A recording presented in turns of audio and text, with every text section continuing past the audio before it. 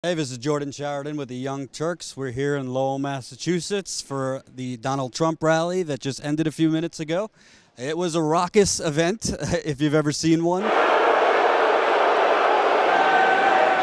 Before the event, Donald Trump, the public address announcement said, don't actually hurt or strike the protesters, but scream, Trump, Trump, Trump.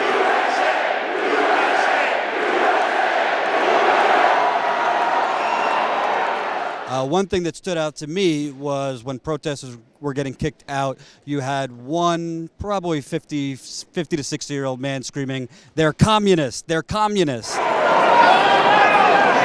communists! In terms of the protesters, I mean, if you didn't have some really buff security guards to block it up, you could definitely have riots here. I mean, you had people just ready to fight like your typical high school locker room jock. A lot of what is being chanted out here is less about Donald Trump and more about a misguided fear that the country has been taken.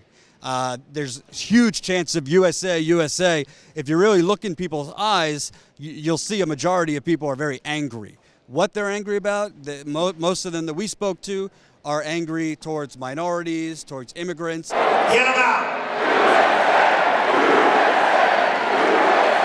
So I would say the demographic is from your, typical old curmudgeon to young people who are still forming their, their brains, their beliefs, kind of going along with their parents. So it's a really, really wide cross-section here.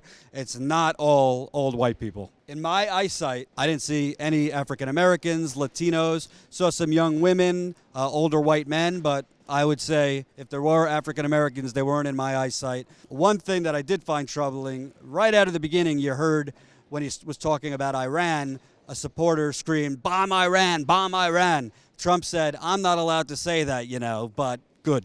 One common thread was Donald Trump actually railing against policy proposals that a couple weeks ago he was for.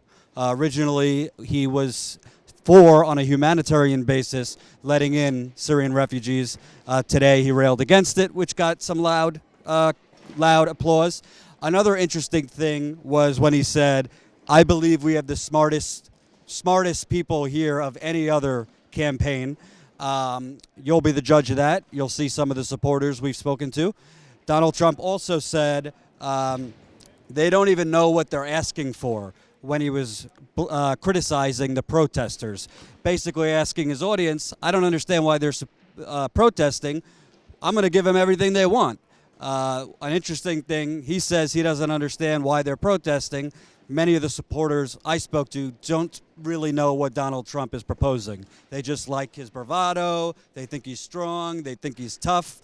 So we'll see. A lot of what they are attracted to is almost like a celebrity quality or like a WWF, Hulk Hogan type of quality of someone who just walks in and draws you in. It's a gut instinct that everybody else is, kind of weak. Obama's run wild and the Republican establishment hasn't done anything. The establishment candidates aren't going to do anything. But Donald Trump comes in on his jet and talks tough. When I challenge them on, well, how's he going to do it? How's he going to build the wall?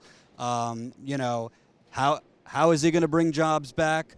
Are you aware that his tax plan benefits the uber-duper rich more than people like me?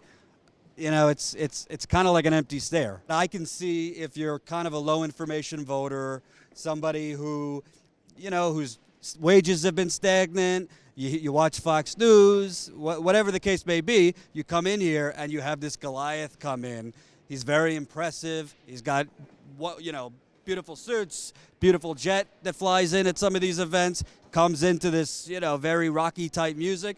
I could see being kind of taken by that. Trump is also, for a lot of these people, particularly the younger people I saw, kind of evokes a father-like figure. The 16-year-old boys that I saw here with Trump bumper stickers and excited to get on camera with the Young Turks, they're kind of looking at Trump as like somebody who could protect them. Kill the terrorists? I think what I've seen predominantly here is people, the election of a president no longer being about issues, it being more about a feeling. Obviously it's been, commonplace. You vote for, a person, their values, this and that, but who you think is going to help you. But I don't really see many people out here who specifically the first thing they talk about is issues. I get a lot of first answers, a lot of rebuttals to what I'm saying, more about how they feel. Why is it that you love Donald Trump? I love Donald Trump. I think he's wonderful. I think he is going to make America great. I have been following him before he was even going to run for president. I said to everyone, Donald Trump is going to run for president someday, and he will be our president. I support all his views on building the wall, just everything. I love the way he is so outspoken, and no one can beat him.